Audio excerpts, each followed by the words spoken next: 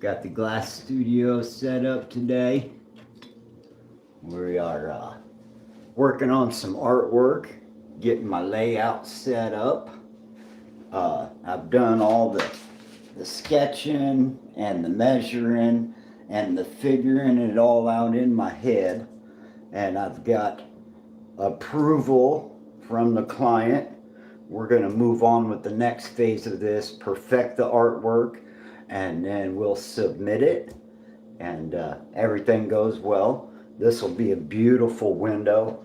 If any of y'all know, the Eastern Washington University logo is a really neat looking screaming eagle. And so for the lettering, I've got this beautiful granite red glass. It's just absolutely gorgeous. And for the basketball, I've got this beautiful golden granite. We're going to turn that into a basketball. And I've got some other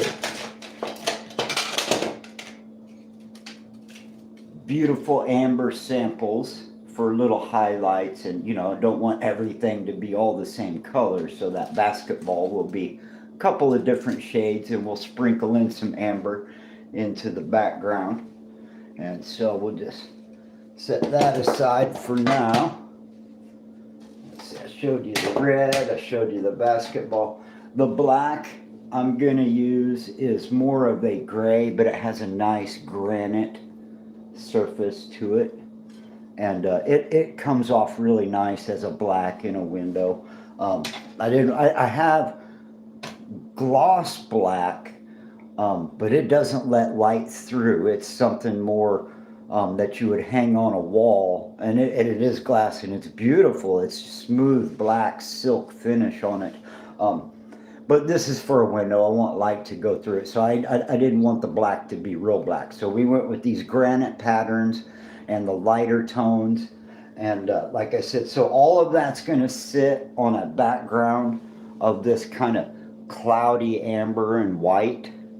Just really beautiful. It all works really nice together.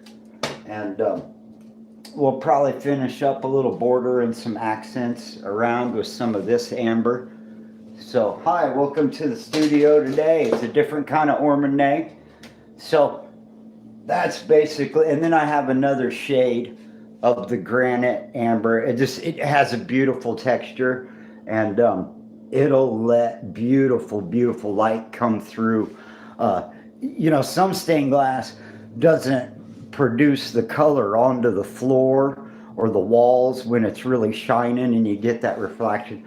But if you go with these antiques that are really easy to see through, and you get these textures, it's going to look beautiful on the walls and the floors anytime the sun's coming around the house. So what I need to do now is, first we just get this out of the way.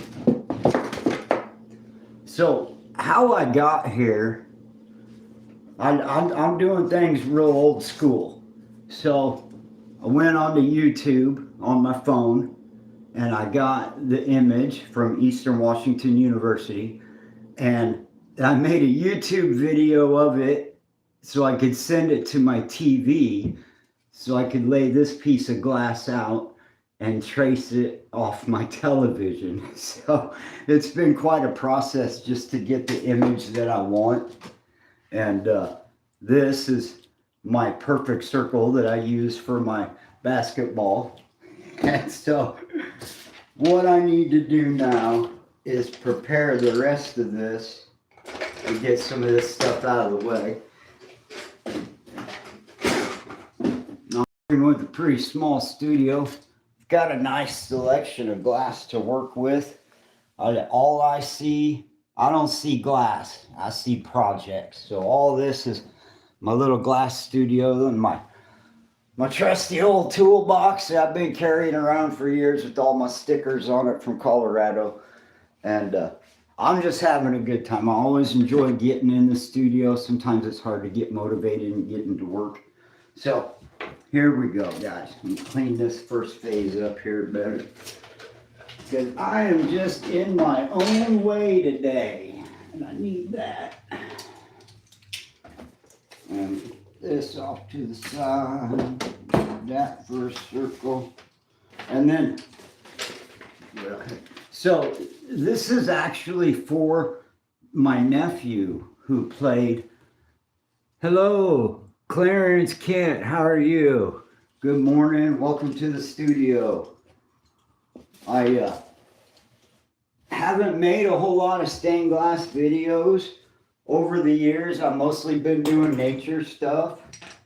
And if you'll bear with me, we'll get to rocking and rolling. And if you want a little bit of more educated side of how the process of beginning to build a stained glass window, stick around. I'm getting ready to we're gonna take a basic sketch and we're gonna turn it into a pattern, and then we're gonna build this window. So like I was saying, this is for my nephew who played in Eastern Washington University, and then he went on to the NBA to play in the B-League Summer League for the Charlotte Hornets. And then Frankie Allegri is his name. You can look him up. So then he went over to Europe and played on a basketball team in Germany. And he's come back to the States now. He's in town with his mom and his beautiful new wife. And this is for his mother. It's basically a reproduction of his jersey. So this is a real personal window. And when I say client, I'm talking about family. So I'm actually doing this as a gift. And I'm really excited. So like I said, we're doing Eastern Washington University. Allegri, the man's name. He's a really good basketball player, and he's about the most successful person in our family. And so here's the basic layout that we're going to be doing. I'm going to do one form where I have, see in the background where it's all broken up and there's curved lines.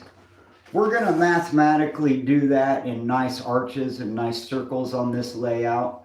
And then I'm going to produce another version that will be really square and tight, and not with, we're going to do a, because this is going to be a mosaic. There'll be grout in between. This is not a traditional stained glass window. We'll do one of those next.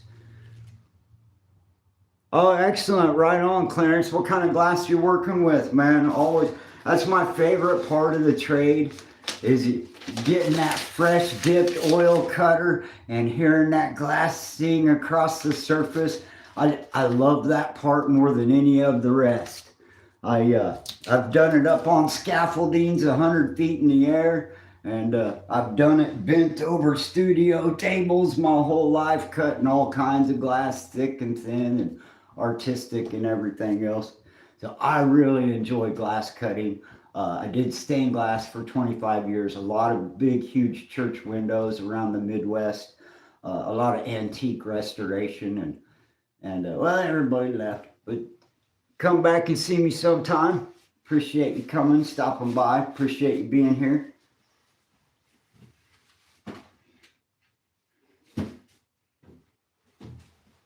All right. So the first step in transferring all this artwork is that I want to make sure that I can get this nameplate centered. And this drawing is really difficult to center in the middle of another piece of artwork where I've got all this other stuff going on, because it's really just kind of heavily leaning over to one side. So when I really look at this, which is the spacing that I wanted, it's too crammed over onto one side. So we're going to center that up, and we're not going to do that necessarily by moving the image. We're going to do that by shrinking the frame, because this is not fitting into a pre-made window. This will be hanging on a chain. So I get to choose the dimensions to fit my pattern better. There's freedom in that. I love that. So what I need to do next is trace the basic image on the correct size layout. And like, uh-oh, I think I might be being too loud. I've got some new neighbors moving in next door today.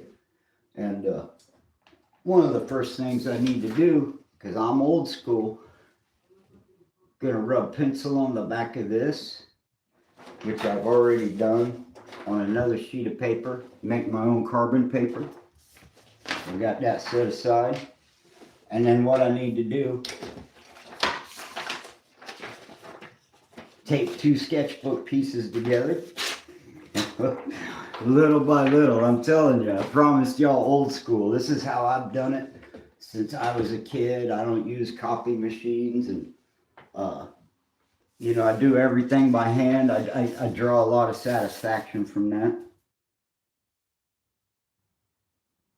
So everything in stained glass is always about the preparation. There's so many steps involved. If you're just starting from an image or an idea in your head and you think, oh, I can skip those little details because I just want to get to this main point.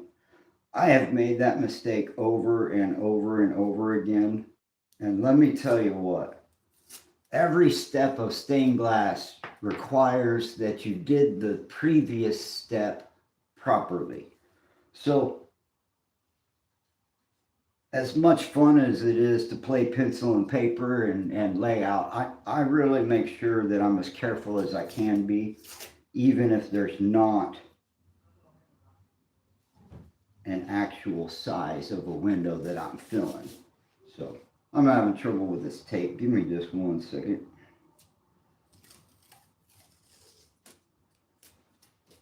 All right.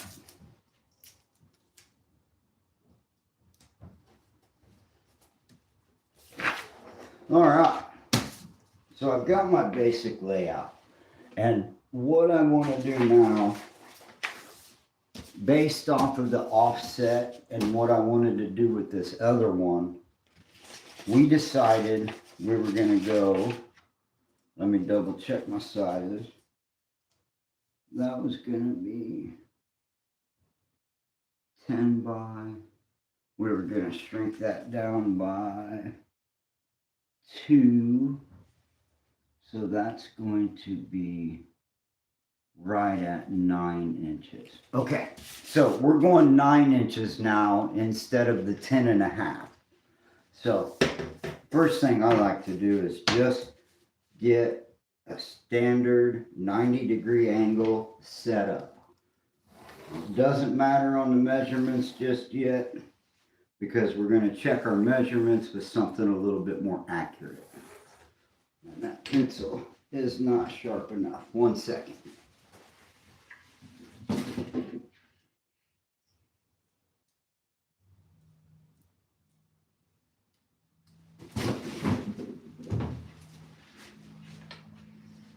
All right. So I know on this, because I've marked it already and taken this much out of the original size so that the image is more centered. So now I'm going to draw up a square that fits my proportions better. And this is kind of the boring part, but having it right and the way that you want it is everything. So I'm going to double check that is 9. All right, we're right at 9 inches. So then I take something a little bit more accurate and I'll mark off. So I'm burning an inch, so I know everything's getting marked off on 10. So I know I got 10 inches there, right? So I don't care how high my out of the way my hash marks are, because they're going to get erased. But for proper alignment, I will set this up. Oops, let me go this way. And I will make absolutely sure that I'm running square along there. And then I've got my perfect place. I burn my inch,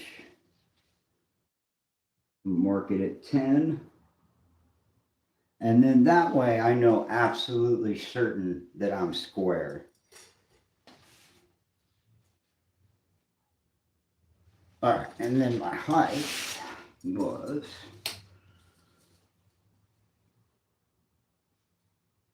where did we go? Foot and a half, 12 and a half exactly. Okay, so we're gonna go, and unfortunately we can't burn an inch because of the length of this. Let me get that marked off accurately.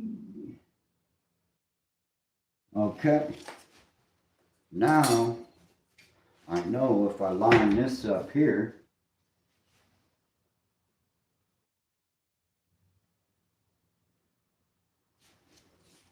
and I'm on my hash mark from the other side. Actually, it looks like I might need to carry that up with it. So I know that these bottom two are square. I am, welcome. I have a hard time reading this small writing. Let me see if I get your name right. Isugmendi, possibly. I'm laying out some artwork and preparing a pattern to build a stained glass window. I was just going over and being real careful and making sure I get a nice, technically perfect 90-degree angles on my size. So bear with me just 1 minute. So this was, now I gotta make sure I got that. So that was 12 and a half. And we're going 12 and a half here. That moved on me. 12 and a half right there. Okay.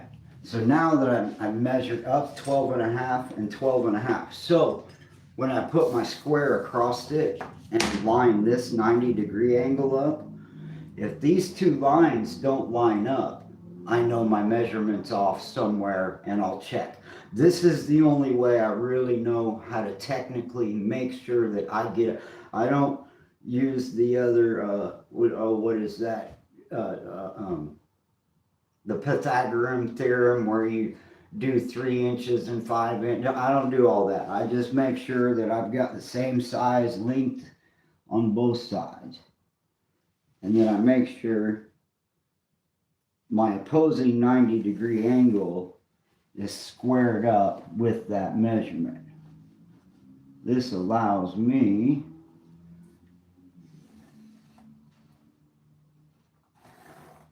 to get a perfect square every time. All right. So then obviously what we want to do is we want to find that center, because I want to center my image onto this square. So it should be, let's see, 9 is 4 and a half, right?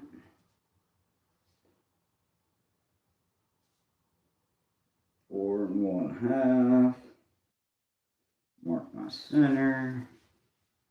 Oh, and we'll go 4 and a half.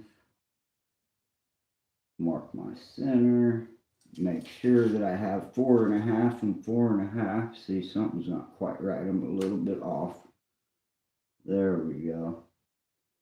So you can always double check that. So you burn an inch and we'll make sure it's 5 and a half.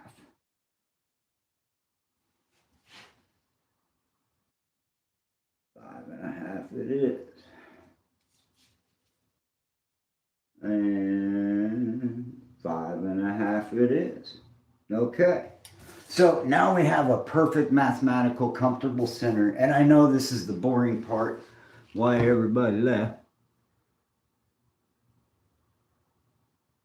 Oh, I am doing this for my niece. Like I stated earlier, welcome, I'm glad you're here. This is a window for my niece, and her son played for Eastern Washington University. And this is just a rough sketch, and now we're going to lay out the technical drawing and turn it into a stained glass pattern. So going to be a long process, and it's going to be a beautiful window. If you go back to the beginning of the video, I showed the glass that I'm going to build it with. I've got some beautiful red granite And for the black, I've got some really nice granite gray that translates nicely as black in a sunlit window. So we've got all that ready to go. Now, carbon paper. Take your pencil, put a bunch of carbon on a piece of paper. That right there, we're just going to hold off and hold it right there. And the other thing you can do, if you don't want to use another piece of paper, you can just color the back side of your artwork that you're using there. But I've already got some carbon paper laid out, and we're doing everything steps in small increments. We'll do nameplate mathematically. Once I get my image on there, I'll make sure I've got my nameplate centered the way I want it. So we're doing everything in slow little baby steps. So the first thing I need to do is get my artwork laid down in the center of my field, because everything else is going to be based on that. So, and what I've done here is I've marked a line where I like the center, where I want this image to be. So, if you remember, just a moment ago, we made and marked out our center line, hash marks on the border. And sometimes, there, now we're centered. So what I like to do is just put a real light, because you're probably going to erase this line very soon after. But I just make a few light indications of my center, right? And so on the actual artwork that I'm getting ready to trace through, I've got a center line marked. You just line those up, and that's how you can keep everything segmented, and you don't have to deal with a whole complicated glass pattern all in one shot. So, I'm going to tape this down the way we like it. And see, I like, actually, I think I did decide. We're going to move that over just a hair, right to there. All right, guys, you know what? I'm going to do something here a little different. I'm going to go ahead and use this one, because that one, I've traced over it about 3 or 4 times already. So if you want to take a break and come back in a few minutes, it's going to be a little bit of a process to get to the next phase. But laying out all this artwork mathematically and getting everything figured out the way you want it, to me it's a slow process, because this is where I'm most careful. Once I'm done and I get my artwork the way I want it, I do this again and make a copy of it and cut one of them up into a million little pattern pieces. So then it gets really crazy and industriative. So I like to make sure that I've got all my artwork figured out.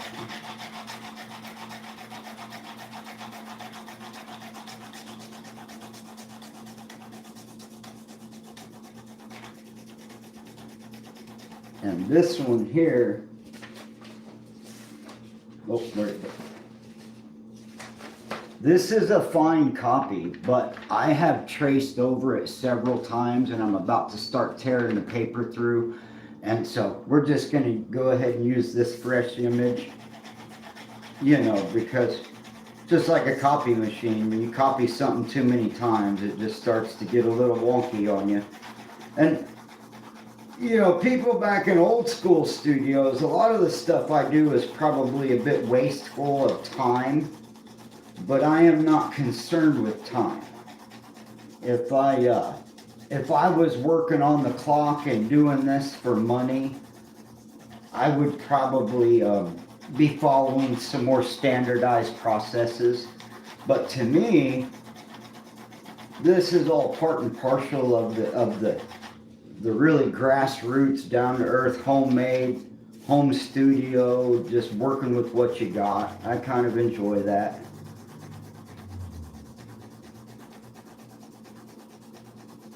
No matter how tired my arm gets. It's a lot of tracing involved.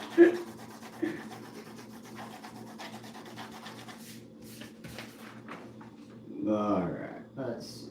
We got a pretty good grasp on that up there. Let me get this up here a little better.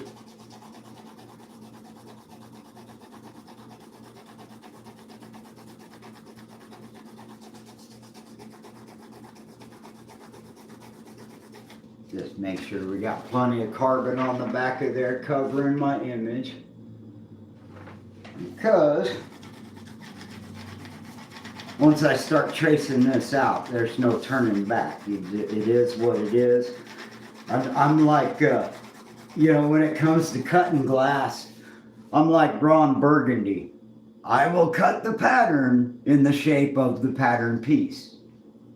Now, if that pattern piece happened to have been accidentally cut the wrong way, well, the piece of glass is getting cut the wrong way too, because I take a pattern piece and I make it into a piece of glass.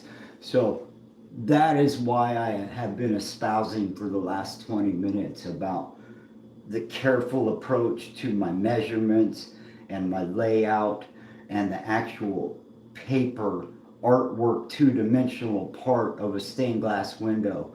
Because once this turns into a glass cutting, glazing table with band-aids and magic marker marks and oil, it gets out of hand real quick. And I will not second guess. You're not going to pick up a puzzle piece and say, oh, that puzzle piece looks awkwardly shaped. I don't remember. No, you're going to look at that and be like, oh, that's a cool pattern piece, and you're going to cut the piece of glass and move on. So if you're not really careful and tedious with your artwork layout, that's going to show in the final product, because this is the final phase of where all the decisions are made. This is where you draw the lines and decide whether, can I cut that piece of glass? Is that an appropriate shape? Does it take away from the overall effect? And so yeah, that's why I make a big deal out of this phase of it. Be right back. Need my fancy automatic pencil sharpener. Sometimes the motor on it's a little slow, you know.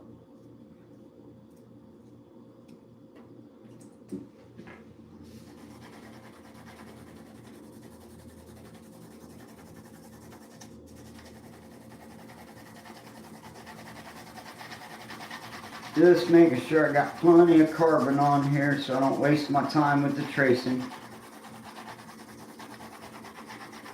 About get warm up. It's all cloudy and rainy outside today. It'll be cloudy and rainy for the next couple of days. This will be a good indoor project. Alright. So we've got that image. We've got that image. We've got our nameplate, Angelo Allegri.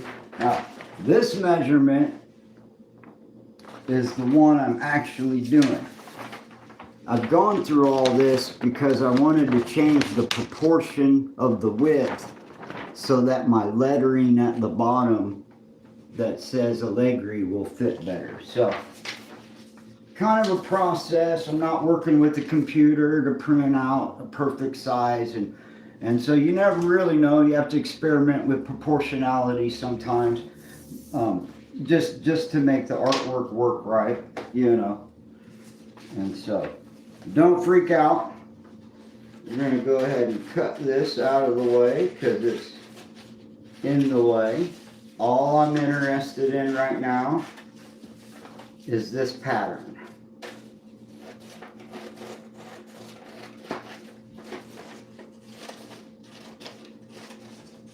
There we go. All right. So now, we get this measured on the wingtip distance from side to side. I wanted an inch on each side from the closest one. Put that there. And go just a hair back. I'm liking that. Not quite a full inch. 3/4 will do. So I want to make sure that my wings don't disappear behind any framing. So I want to be real careful about that. And it's not exactly a piece of centered art the way I like it, because the logo itself is heavily balanced towards the left side, and I'm using a basketball in the center and the nameplate at the bottom to replicate my nephew's jersey. So we get that there. I think that looks nice. And then, hold on, we're gonna scoot that over just a hair more. And what I'm doing, so the basketball will be right here dead center, right?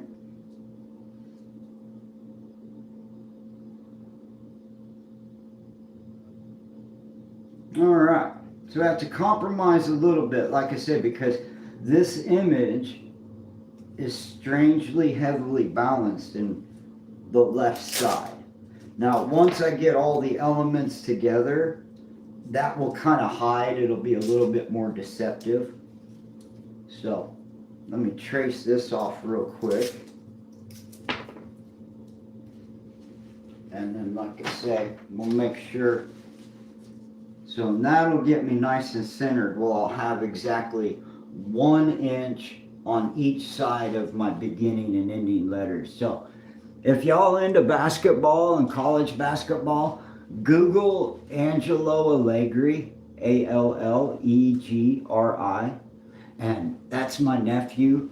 He played for the NBA B leagues a couple summers ago for the Charlotte Hornets, and went over and played basketball in Europe for Germany, and now he's back in the States, and we're making his mom a nice window for him to remember his jersey from college. All right, so I'm liking everything. I like the way it's laid out. I've changed the proportion on my opening. I've gotten my artwork re-centered, reoriented. I like the way things are sitting. I think I might, now that I've stepped back and kind of looked at it, we're going to just tilt his head just a little bit. We're so close. Right. So at this point, we're just flying VFR, visual flight only, you know, because I just want to make sure that that very unbalanced logo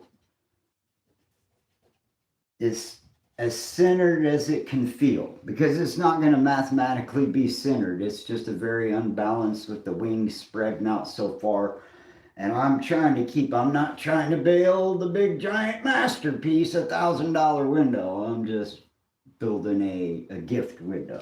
So at any rate, now a lot of people, when they go to tracing their pattern off onto another piece of paper, will use like a colored pencil so they can remember and keep track of where they left off. That's kind of why I do things in different phases, why I cut this image out of that sketch and am now going to reuse it on the technical drawing, because I can keep track in my mind of where I've been and where I need to go back over. But anything more complicated than this would probably be a little bit difficult. So this is, yeah, that's probably a better angle up there, huh? All right. Well, I'm glad you're here. Welcome to the studio. I'm going to get this artwork traced off. I'm pressing down pretty hard to make sure the image goes through. Got carbon copy paper on the back. And we've resized and reevaluated the artwork. And we've made a couple of changes. And now we're ready to go ahead and turn this into the next phase after I get this laid out. will be laying out all the break lines of how to cut the glass. We'll turn this picture into a pattern. And I have just been espousing on and on and on about it. You guys want to get a closer look? Get a closer look at the tracing here.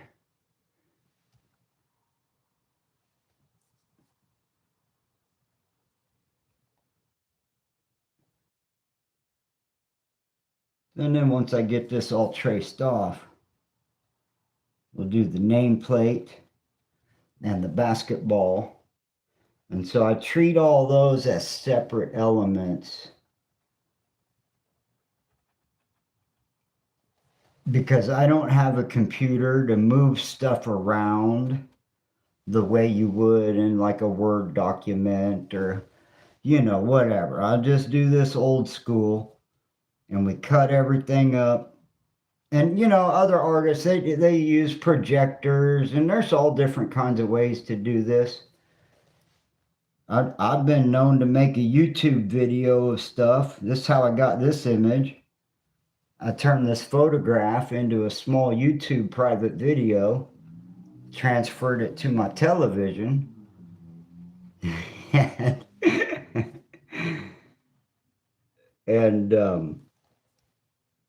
put a piece of glass over my TV and traced it off from there.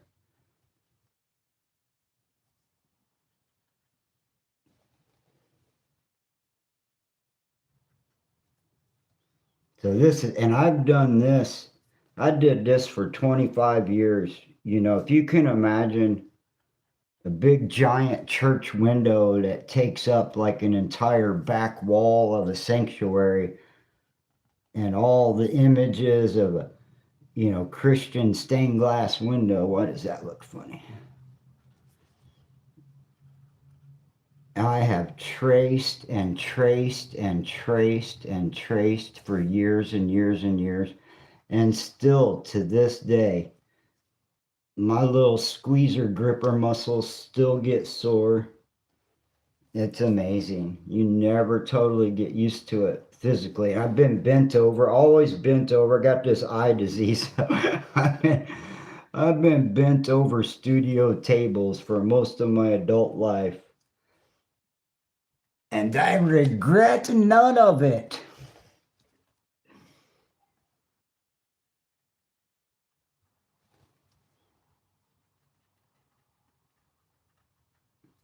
Okay, so we've got that. I'm going to do the wings. And then we're going to come back up for air here. Okay, so I got the letters.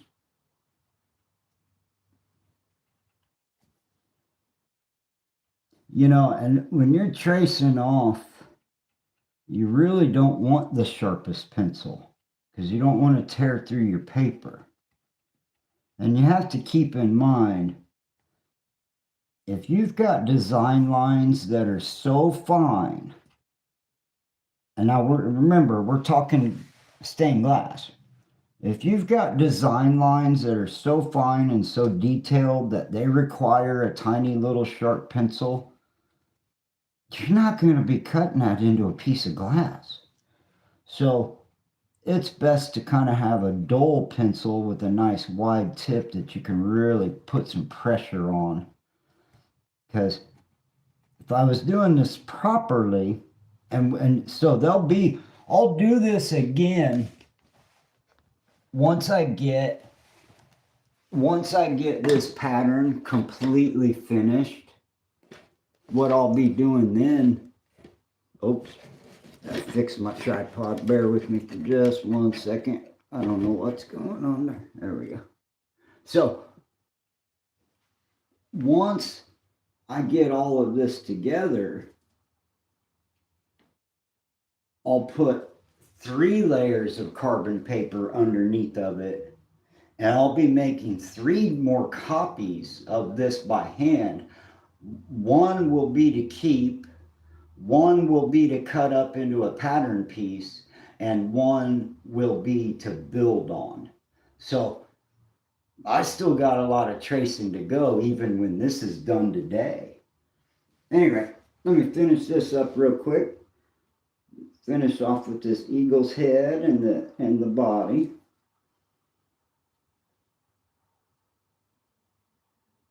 And then we can measure out and lay out our letters and our stenciling, which will be, once I get past this technical hurdle of the sizing of the letters and the numbers, it's all downhill from there, because then I have creative license to change and adapt this to my liking. Because remember, we're just turning a logo into a piece of stained glass. And unfortunately, there are limitations with cutting glass. And so sometimes it can work to your advantage, and sometimes you got to figure out a better way.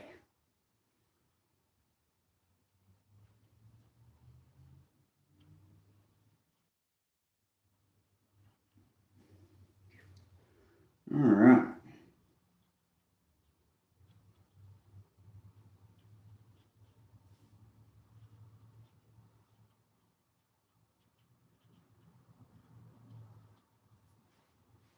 All right, I think, let me double check. I think we got everything.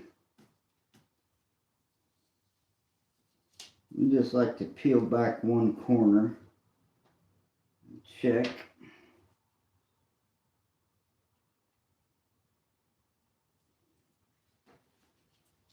Looks like everything's transferred nicely. Except for that. And that. There we go. Okay. Looks like the image is transferred nicely. We're ready to move on.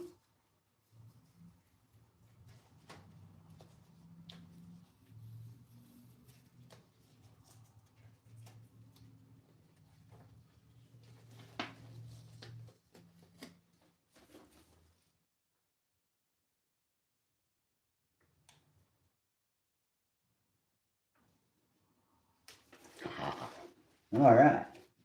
So what we have now, I haven't checked the chat in a while. Oh, everybody left. Okay. I'm going to darken that up before it gets messed up.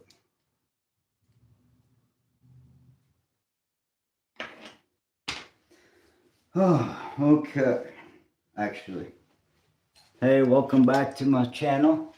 I'm working on some artwork, getting ready to lay this stained glass window out. But for right now, we're going to take a quick break, roll a cigarette, heat up a cup of coffee. I've got some, I think there's a new neighbor moving in next door today. And got my chair sitting outside, but I want to move that out of my way. They've already came and brought one load, but I didn't want to shove my face in the crowd. But we're just heating up some coffee.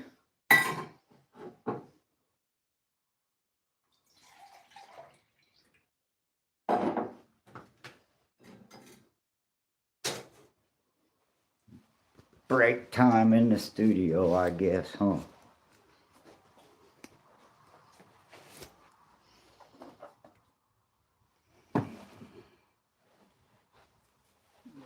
I'm gonna roll a cigarette. It's well, it's April 1st, April Fool's Day for all you people, but for me, I was really hoping I'd get paid today. I'm disabled. I'm on that disability check, and I don't get paid till the 3rd. So, no April Fools. I'm broke as a joke. I'm out of real cigarettes. I've been rolling cigarettes for several days.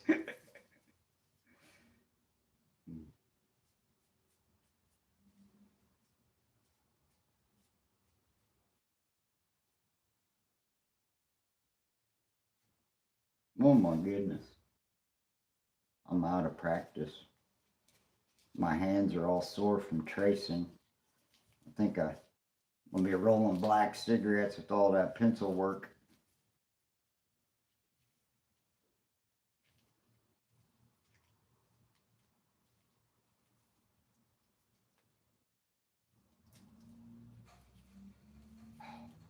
Some days, I'll tell you.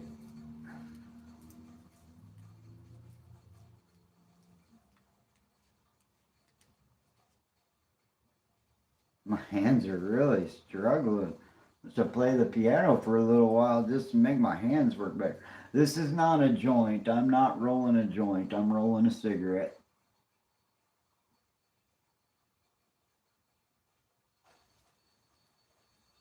It's just a cigarette.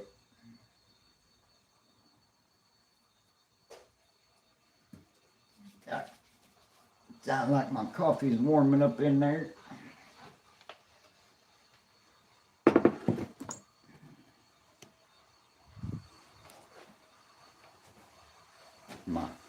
My messy little home. My messy little apartment.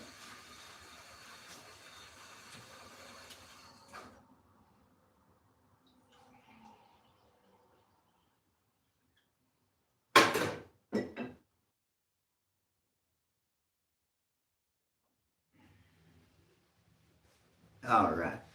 It's break time. We're going to go outside and have a cigarette.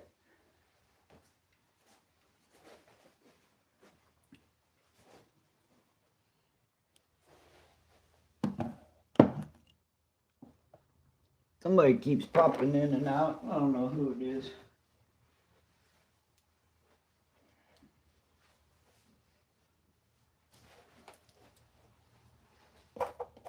I can't believe I'm putting my jacket on. The rain's coming in. It's going to be all nasty weather for a couple of days. So I guess I'm just kind of getting hunkered down, ready to deal with that. Let me see if I can get out. We're taking a little break. Welcome to the stream. I'll get back to the artwork in just a few minutes. I needed a coffee break. Welcome.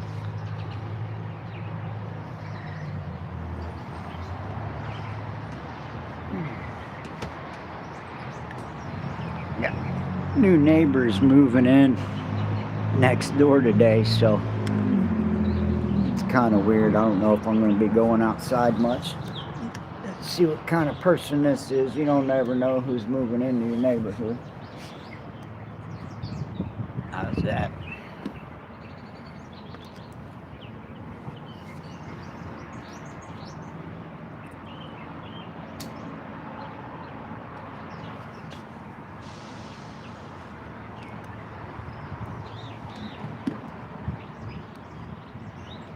It's Scooter's coffee right there.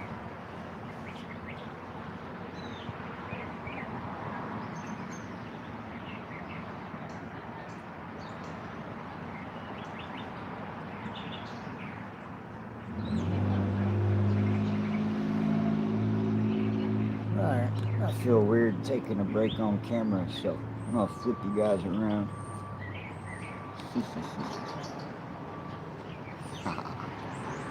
I'm gonna watch all the people drive by. I live on a dang bus line, so I see all kinds of crazy stuff coming and going all the time.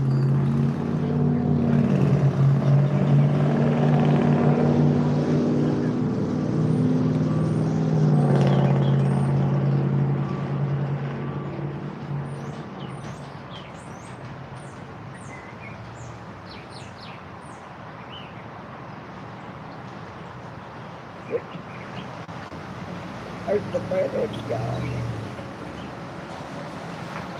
What's up, FedEx guy? Welcome to the stream.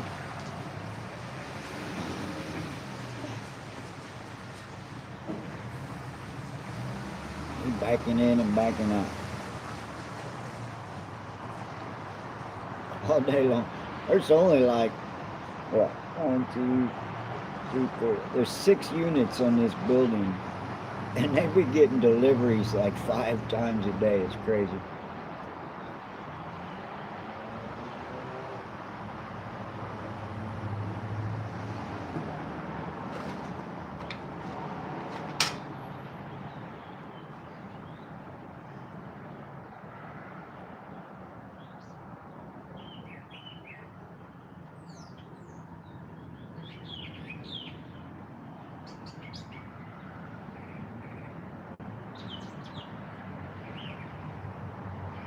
My little squirrel ain't been around in the last 2 days.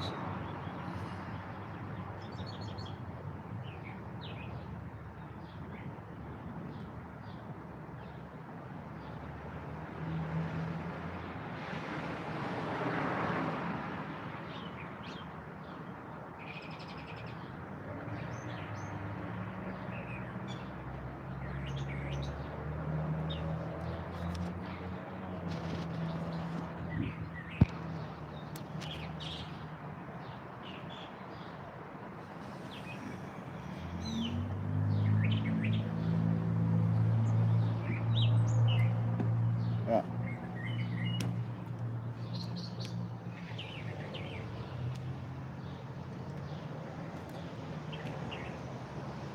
Oh, there you are too. Oh, sorry, tripod trouble. Get ready to go back in a minute. We're just taking a short break. Just taking a short break. We'll get back into tracing and tracing and tracing here in just a minute.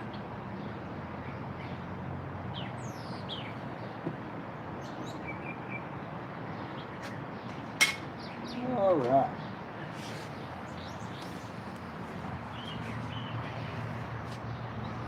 Let's get back to it. I'm gonna pull my chair in. I've got,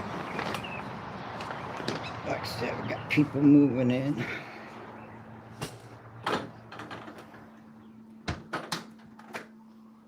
All right, welcome back to the studio. Let's get back to work. Sitting around smoking cigarettes, drinking coffee all day. We'll get back to work. We'll get back to the tracing. Heck, I might ought to lower this down. It's not really that exciting of an image. It's just the Eastern Washington University. It has more personal meaning, but this is what we're working on. Eastern Washington University Flying Eagles basketball team.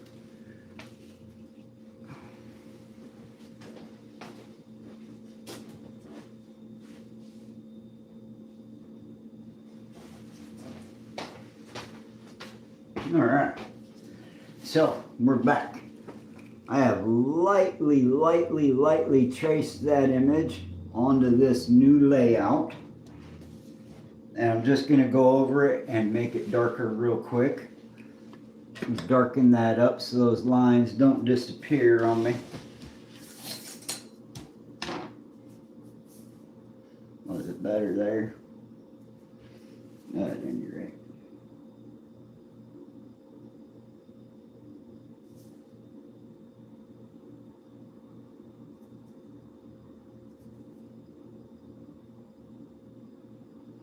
So at this point, I want to be real careful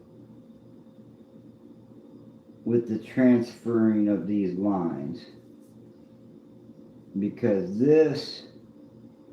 any mistake I make at this point will have to be corrected on this copy, because this is going to be my master copy for both designs.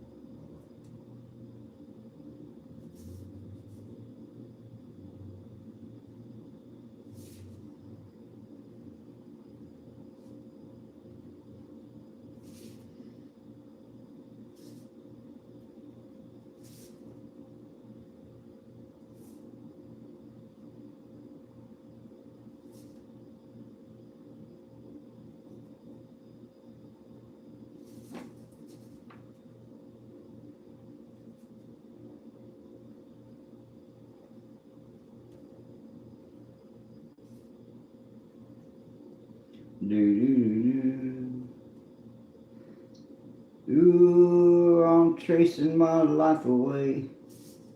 Waiting for a sunny day. Oh me. Oh yeah. Almost there, boys and girls. Welcome to the studio. This is what it really looks like.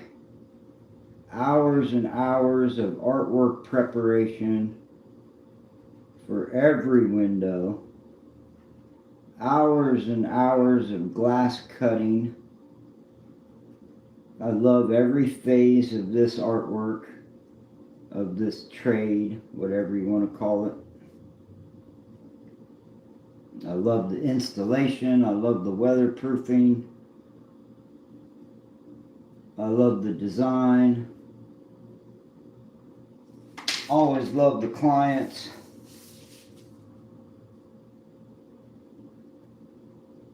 Always good to be in the studio.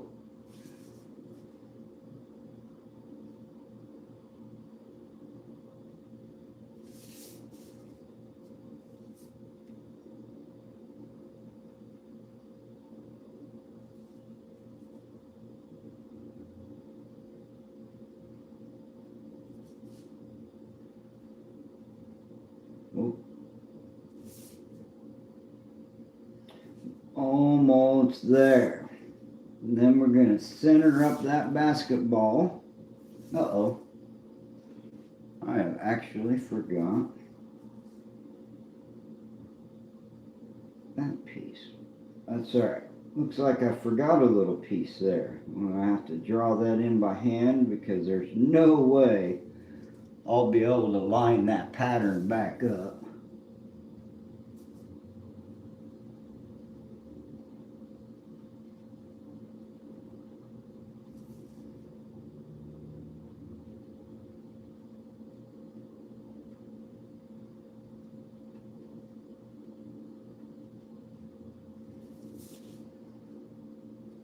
Okay.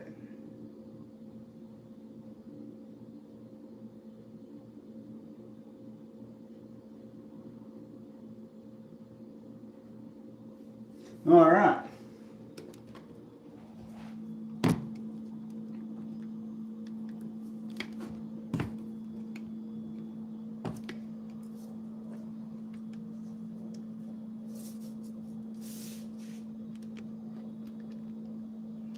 All right. So, now for the next phase of this highly technical endeavor, we're going to use a roll of solder because it just matches the size and the proportion that I like for this. But need to make sure that my nameplate fits under there. So what we're doing here, drop that down a little bit, and we are on center, and we're on center. We can come down a little bit more. Okay, here we go. Here's your highly technical circle. It's a very expensive tool. But anything that you can find that's already round and it's the size you want, you use it. All right. So now, really the final and most technical part of this whole endeavor is I want to make sure that my nameplate is nice and square. And so what I'm going to do here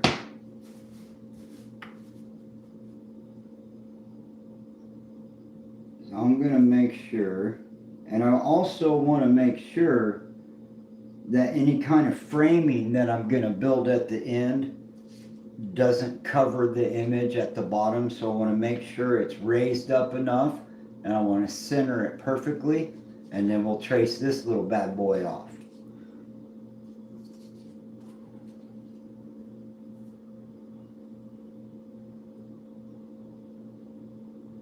I'm liking that. right there. We'll go up just a little higher.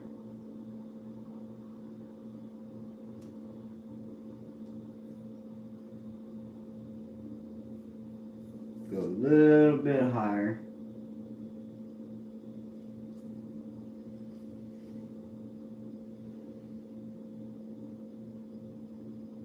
Okay.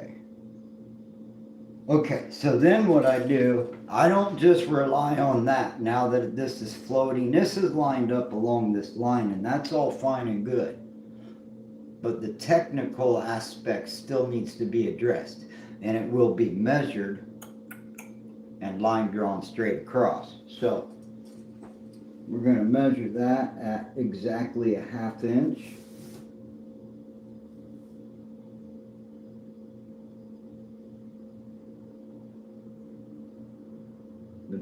Which line is that? 1/2 inch.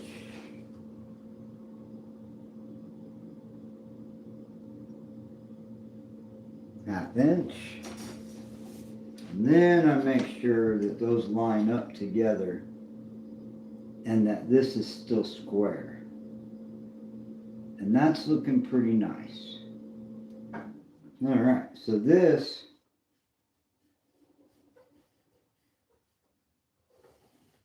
basically now dictates the width of my border is going to be 1/2 inch because this is the clearance that I want. So then what I do, and so that's the line that this will rest upon, right? So that's your line up line there. Now what I want to do is make sure that my letters are centered. I've got my center. This is easy because it's just basic typeset. This is what you would do in a computer program, but you go 1, 1, 2, 2, 3, 3, 4, 4. So the center of your E is going to be the center line of your entire prospect. So you know you line it up on center. Now I just make sure I have equal spacing before and after. Real simple.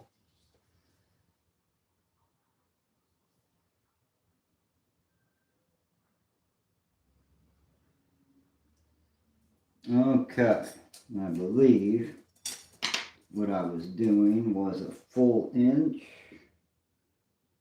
That's exactly 1 inch right there.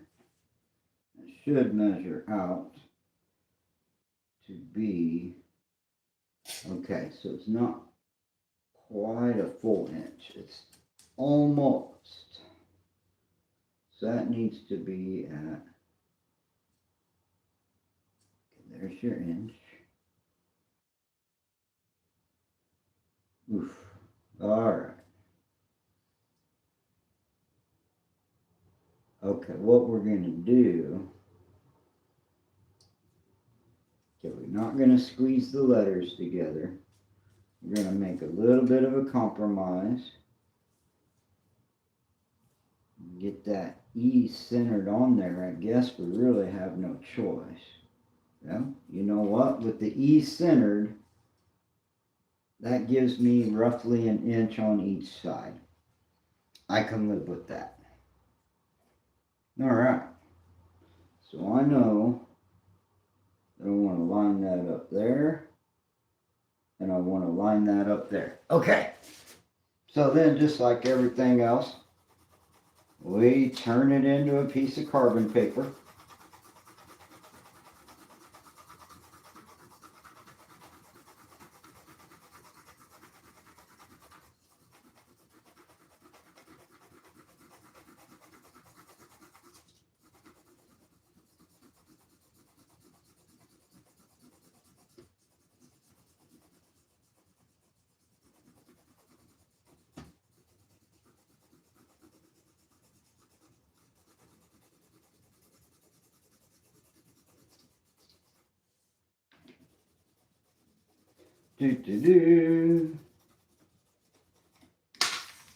Okay.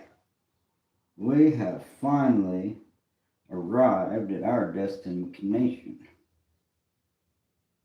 Line that up right there. Line that up right there. My E is nice and centered. Liking everything I'm seeing. Make sure this bottom line is correct.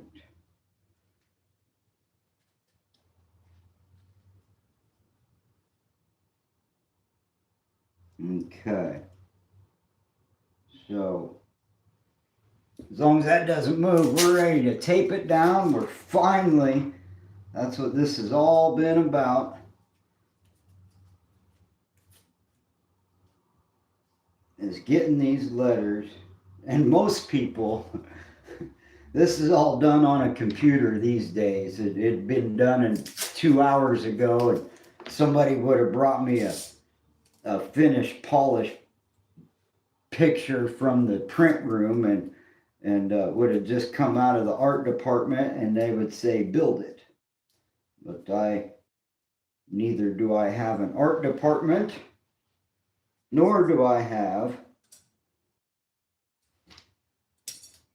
a copy or a computer.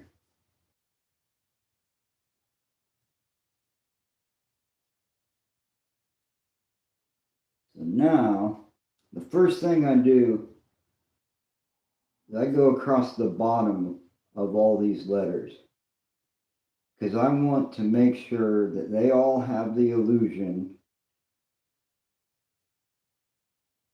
that they're square and straight and all existing on the same field.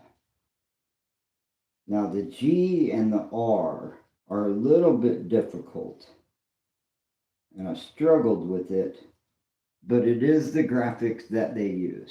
So, all right. So I know that I've gone across the bottom of that, and that straight line is established.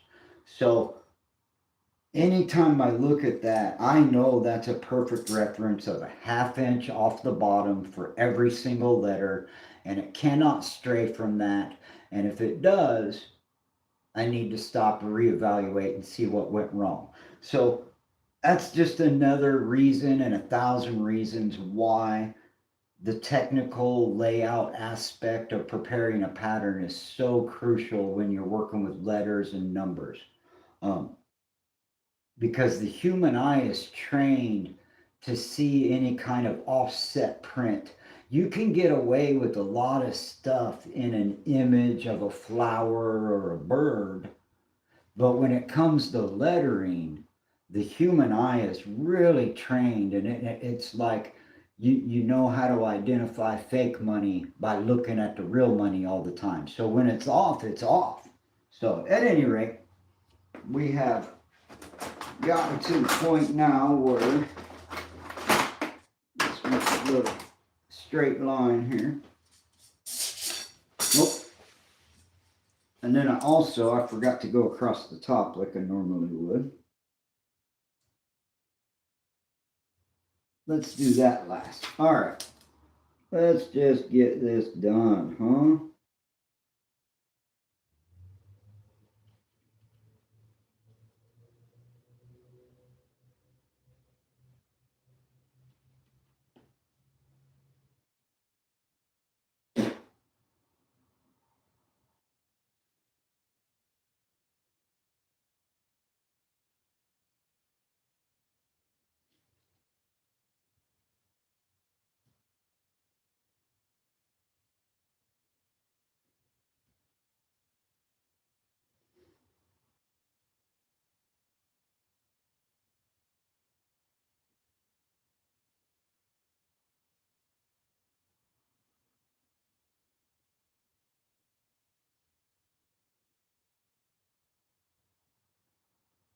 So, and if this was for, any other kind of application that wasn't glass, I would be using a much finer point pencil. But it's really not necessary when you're dealing with a glass layout, because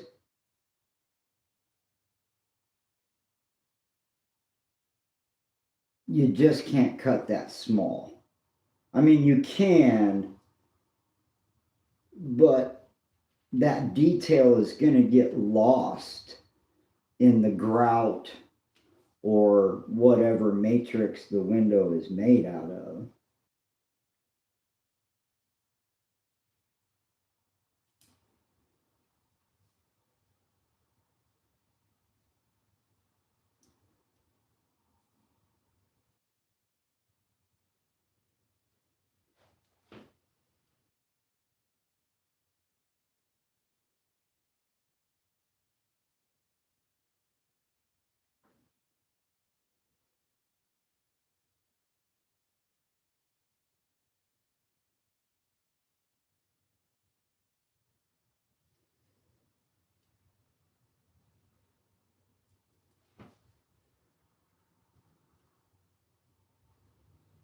Now I'll tell you what, this G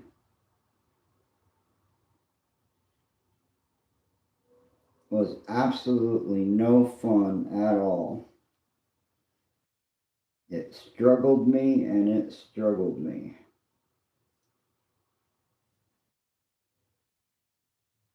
But I believe I finally got something that I can live with. The R very much still bothers me as well, but we're going to use it.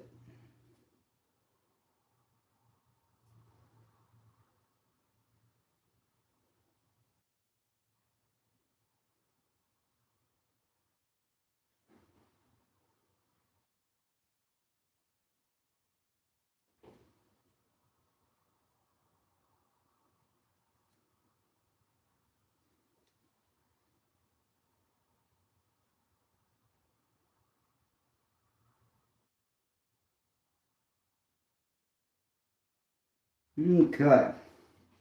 Hopefully that's all together. And I cut the 13 in half. I'll be darned. Well, I just realized something I did. That was pretty dumb. I think I even threw the other half in here. I did. I better save that. I accidentally cut that basketball in half. I'm going to have to tape that back together to get the 13 out of it. That's funny.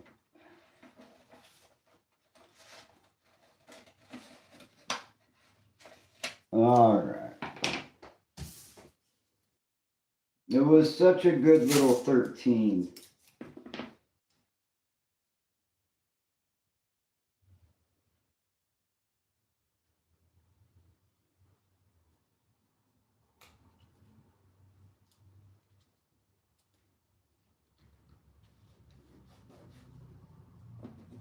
Can't believe I did that. All right. You know, and I might do that differently anyways, now that I'm looking at it.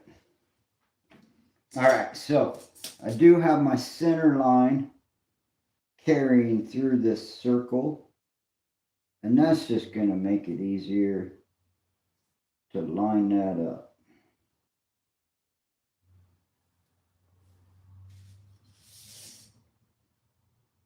All right.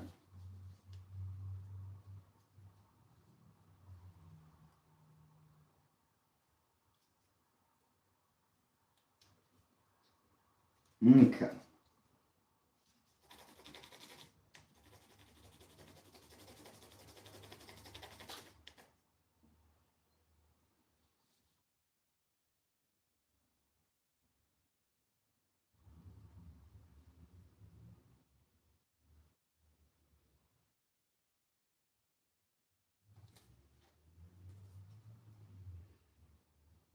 Okay.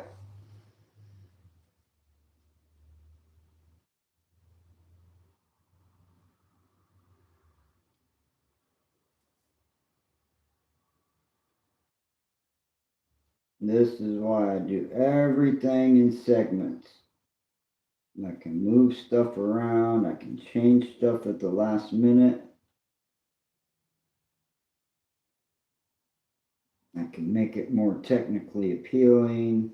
There's all kinds of things you can do at the last minute. But I suggest that you have thought it out first.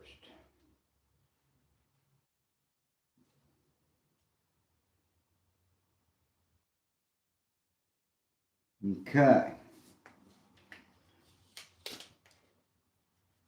Yeah, I was afraid of that. All right, we're going to have to redo this 13 a little bit better, I think. Well, honestly, it's not that bad.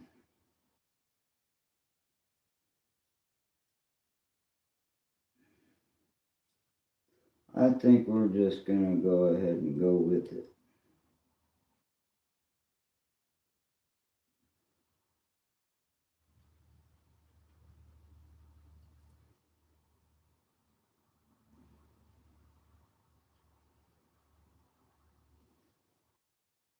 It's the one that's off.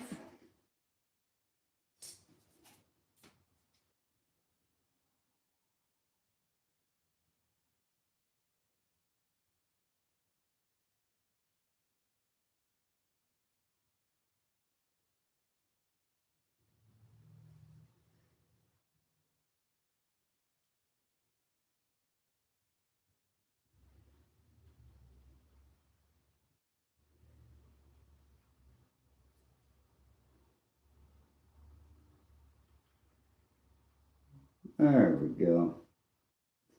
I think I'm liking that a lot better. It could shift over just a hair. But I think I'm going to leave it. I think I'm going to let that be.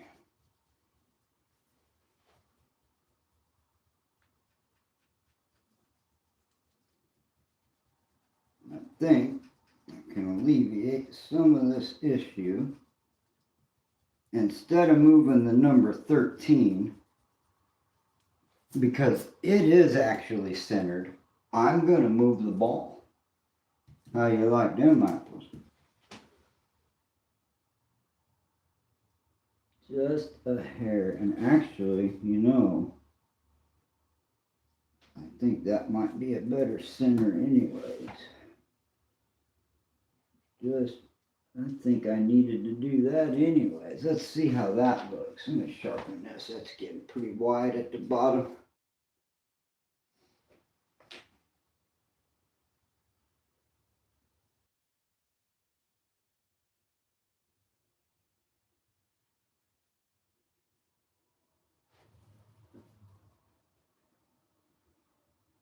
Oh, much better. Perfecto. All right. Now, the hardest part here, because I will not be able to lay these letters back down and line them up exactly the way they are again. Kind of stuck with this. So if this didn't transfer, I'll have to start completely over. Oh, good. Okay, looks like I got a nice transfer on there.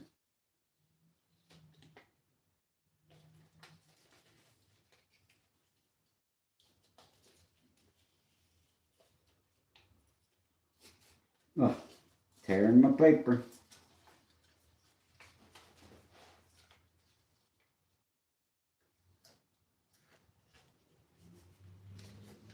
Okay. I like it. I like it. I like it.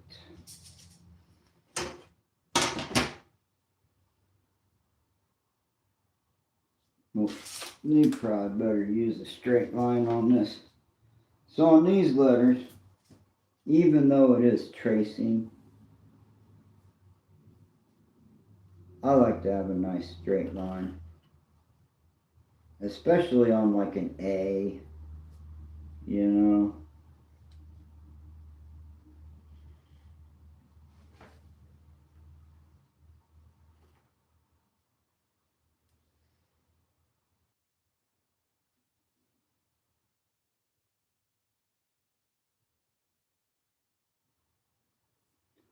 line did not get traced.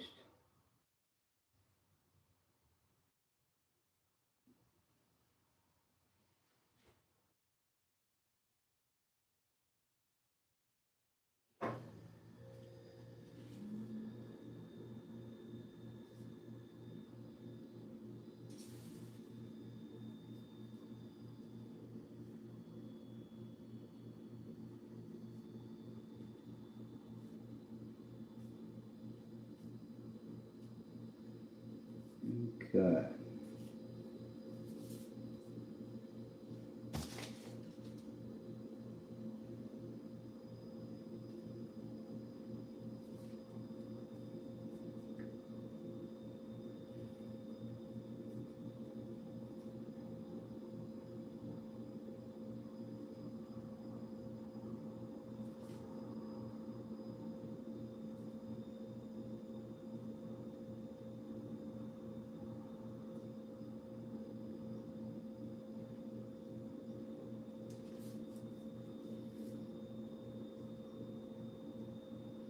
Almost done. I'm almost done.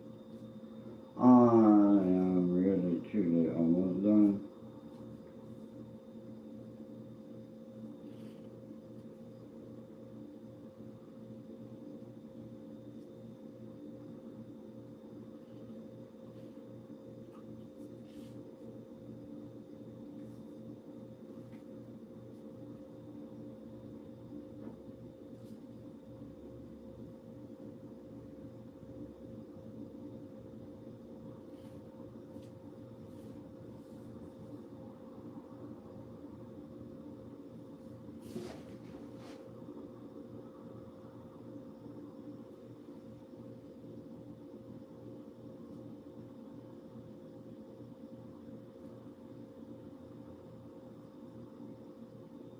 And the G is always the hardest letter ever. It just always is. And the R's are difficult too, but not as bad as this damn G was, I'll tell you.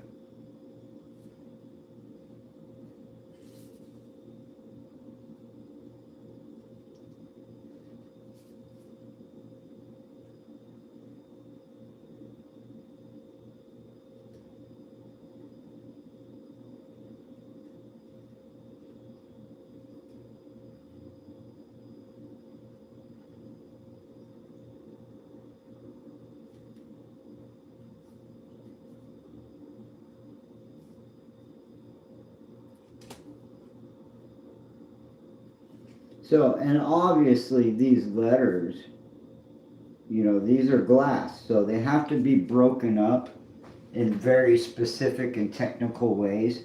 And that is what all of this effort has been for, because now we are deep enough into the project that yes, we are actually worried about break lines, overall look, anything that might stand out funny. Now's the time to address it.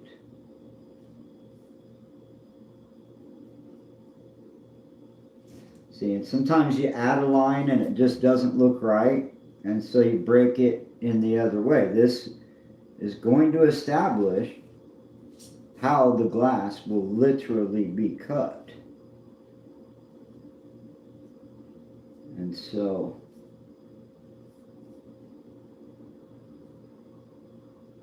okay, one more letter.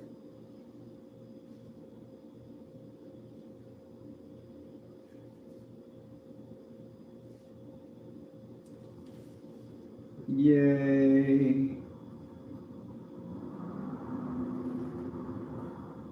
All right, and now we have Allegri. All right, so you're just in time. Welcome to the studio. Now, we have taken all of these various, this drawing, this drawing, this drawing, the nameplate, the numbers on the basketball. We've taken all that and we've changed things around a little bit, and now we have our master copy of everything all together. Now, after all that work, and I mean that's a lot of work. I have hours and hours of sketching and drawing and thinking and planning and deciding, and a couple of back and forth. This is the pattern that my niece decided. There were some other sketches. So now we officially have our size and our layout. We have our very, very basic, most basic conditions for now to start to design the window. Now we're going to look at every single little line and decide whether a glass cutter and the science, or whatever you want to call it, the nature and structure of glass, there's limitations. You can't cut certain shapes. You have to divide it into two pieces and put them together. Thus is why you get that puzzle look in a lot of stained glass.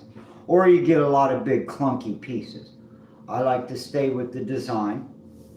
And so from this master copy, we're going to make two more variations. One of them is going to be with the break line. And the only thing to decide, the only thing we're doing here is deciding how the background glass will be broken up to accommodate this image. Now, there's several ways to do it. You can do spirals and swirls and lines and, you know, octopus radiation, sun rays lines. You can do all kinds of different things.